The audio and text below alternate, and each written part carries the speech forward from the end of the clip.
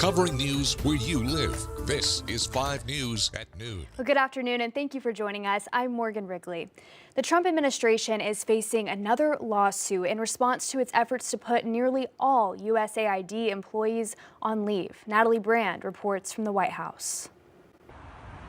As buildings remain closed, the U.S. Agency for International Development says thousands of employees will be placed on leave effective Friday night.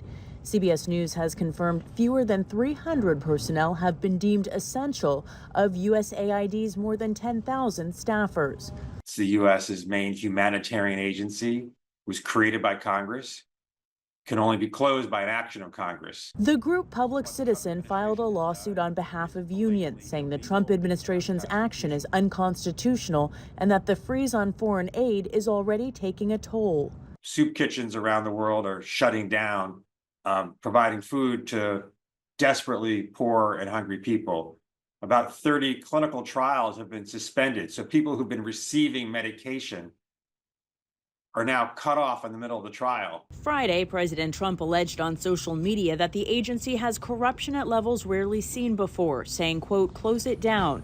Thursday, Secretary of State Marco Rubio, the acting administrator of USAID, took a more measured tone, saying the U.S. will continue to provide foreign aid, but in a way that furthers the interests of the United States. The goal of our endeavor has always been to identify programs that work and continue them, and to identify programs that are not aligned with our national interests and identify those and address them.